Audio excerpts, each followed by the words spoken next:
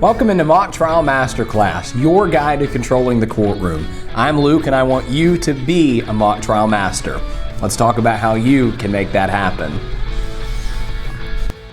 I recently put a video up on my channel about how to be really great during pre-trial or preliminary matters, whatever you want to call it. And I talked in that video about how even though pre-trial usually isn't scored, it's still really important to do it well. So I thought it'd be a good idea for us to have a mock trial film session where we dive in to a good example of preliminary matters.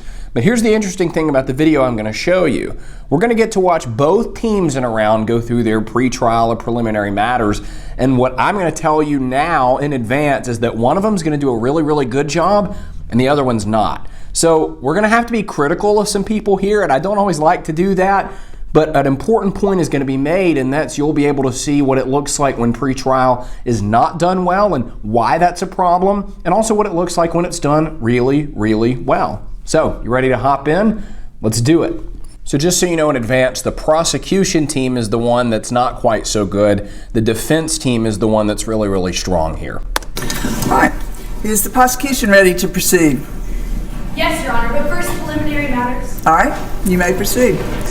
Good evening, Your Honor. Let me do one other thing. Is the defense ready to proceed? I want to be sure everybody's... also has some preliminary matters. All right. Now you may proceed. Good evening, Your Honor. My name is Eleanor Rankin, and I, along with co-counsel Adelaide Dashiff, Good evening, Your Honor.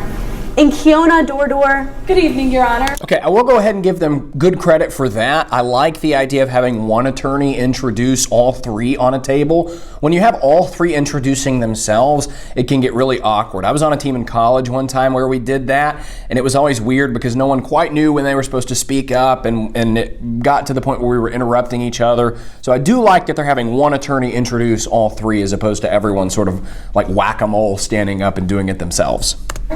Represent the people of the state of Tennessee in today's case.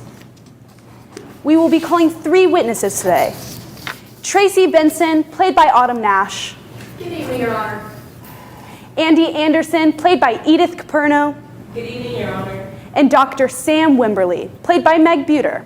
Good evening, Your Honor. So I generally don't like the idea of introducing witnesses during preliminary matters. It makes mock trials kind of seem like a play, you know, where it's like, in the role of the Wizard of Oz is this person, and in the role of Hamlet is this person. Like, you know, for the purposes of the trial round, we're not playing parts, right? We actually are those things. I talk all the time about how mock trial masters are supposed to be authentic. So, a little weird. The tournament may have required it, and to be completely honest, the other team might actually wind up doing this too. I can't remember. If you have the option, don't introduce the witnesses. It's just kind of weird, you know? Thank you. And now, Your Honor, pursuant to Mock Trial Rule 36, we ask to be allowed to move around the courtroom freely. Okay, another thing I'm going to call out here. The question itself is not a problem. If you watch my video on how to do pretrial, you know that asking permission to move about the courtroom freely is one of the questions that I suggest asking. The problem here is that right off the bat, we're breaking the fourth wall and talking about the mock trial rules. My preference is that for your team, you stay completely, mentally engaged in the fact that even though we all know this isn't a real trial, we're going to pretend it is, and acknowledging that this is a mock trial like they do by saying, the mock trial rules. I don't love that. If you get to a point where you have to quote a mock trial rule, a tool that I learned in college that I really like is you just, instead of saying the mock trial rules, you say, according to the unique rules of this jurisdiction. Right, kind of wink, wink, right? I like that a whole lot better. Yes, that shall be granted and shall apply to all attorneys. And pursuant to Mock Trial Rule 33, the state asked to enter the agreed upon stipulations into evidence. All right. Counsel, I presume that has in fact been stipulated to previously? Yes. All right, then those may be introduced and considered as part of the evidence. Would you like a copy, Your Honor? Yes, I would appreciate that. Thank you. If you'll hand it to the bailiff, please. Yes, Your Honor. I will say this about this attorney. She's very well-spoken, she's very loud, she's very bold. Those are all qualities to emulate in your preliminary matters presentations. Thank you. And pursuant to Mock Trial Rule 17, we ask that all objections be made from counsel table for mock trial learning purposes. Is there any objection to that?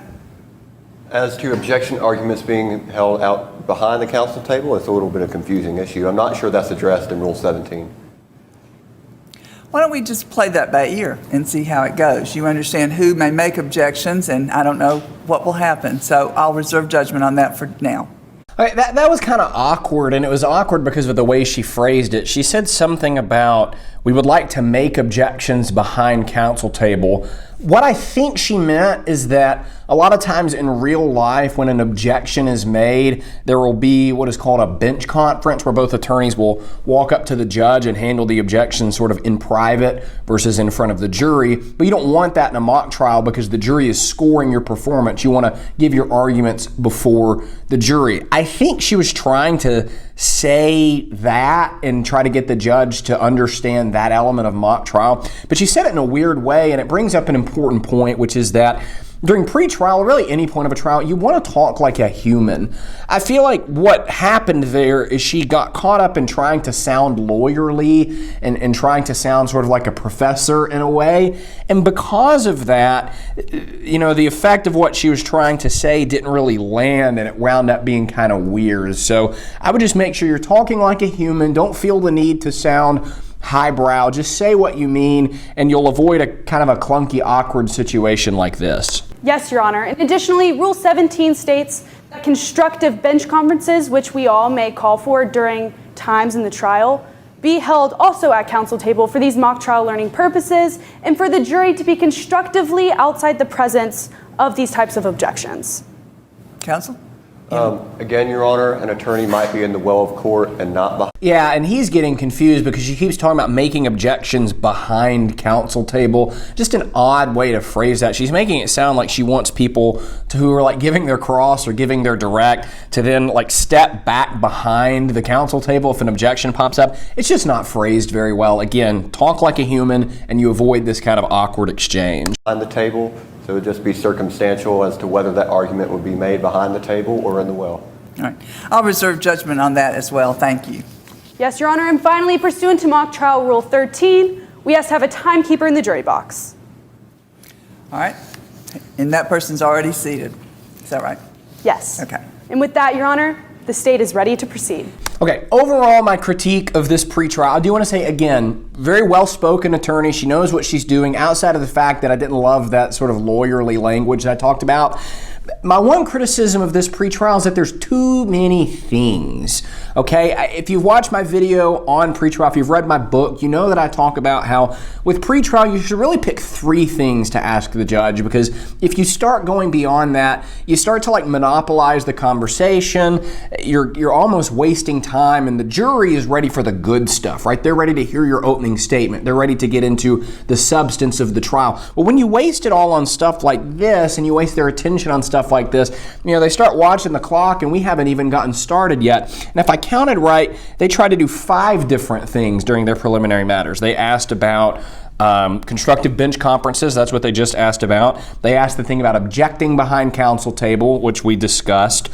They asked about a few other things that I'm struggling to remember now, and I think the fact that I can't remember everything they asked also points to the fact that they asked too much. So now let's reverse things a little bit and see how the other team handles their pretrial. Thank you. Does defense have any stipulations or other preliminary matters? Yes, Your Honor. First, may I introduce myself and co-counsel. Good afternoon, Your Honor. My name is Samuel Watley. Joining me for the defense is Ms. Ella Seago. Good evening, Your Honor. Good evening. Mr. Josiah Burns. Good evening, Your Good Honor. evening. Joining us also at counsel table is the defendant, Ms. Peyton Patterson. Good evening, Your Honor. Okay, I will say this. They introduced the witness, but I think it makes sense because this witness is at counsel table. Everyone's going to want to know who this is. But did you notice that they just introduced the witness? They didn't say being portrayed by or the role of Peyton Patterson being played by. They just said, hey, this is Peyton Patterson, right? We're keeping things authentic. We're keeping things seeming real, really effective there. Good evening. As the defense, we will be calling 2 other witnesses today, Ms. Frances Franklin Good evening, Your Honor. Good and evening. Mr. Chandler King. Okay, so again, my guess is that this tournament asked them to do that because both teams did it, or maybe because it was a championship round, they felt the need to introduce everyone. But again, they just introduced the character names. They didn't say this person, playing the role of this as if it was a play or movie credits, right? Just this is this person because we're going to be authentic. We're pretending that this is a real trial. Your Honor, I'd like to direct the court's attention to Rule 16 of the Rules of Competition, All right. which says that witnesses may not be sequestered during trial, meaning they remain in the room. Also to elaborate on Rule 17, which opposing counsel brought up, stating that objection arguments will be held in the presence of the jury as they are the scoring judges. However, I would like to ask Your Honor's preference. Should we go ahead and assume that a constructive sidebar is being held, or ask at that time for a constructive sidebar? Counsel, before I rule, do you have anything you want to say?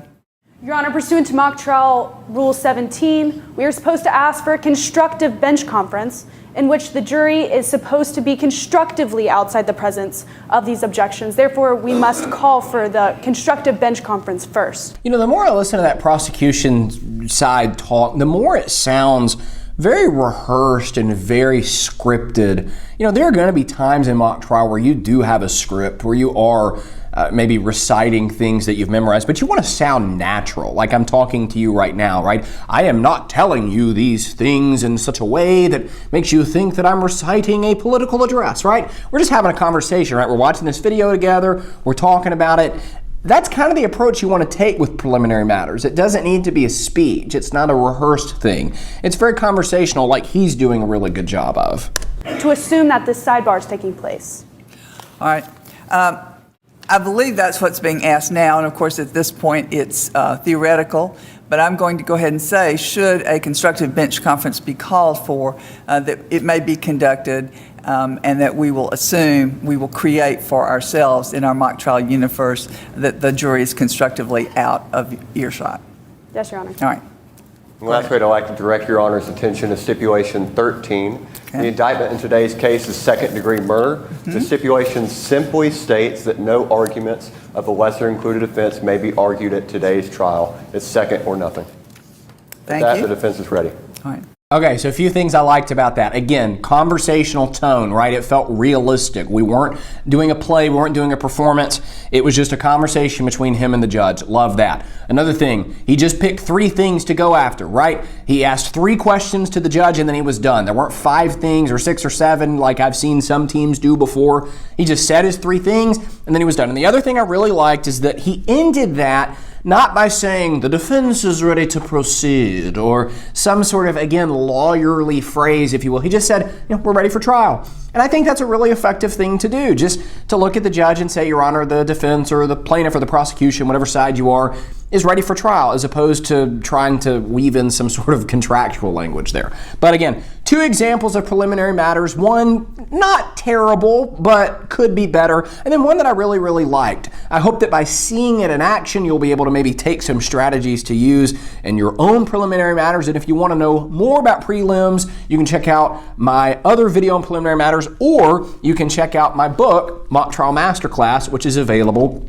on Amazon. There's actually a whole chapter in this book on preliminary matters, and I'm going to show it to you right now. Boom. There it is, pretrial preliminary matters. Whole chapter on it, everything you need to know about rocking out in pretrial and the rest of your mock trials in this book. You can pick up a copy on Amazon by clicking the link in the description on YouTube or in the show notes on podcast platforms. I hope this is helpful. If it was, let me know in the comments, and I can't wait to hear about how your preliminary matters rise to the level of a mock trial master.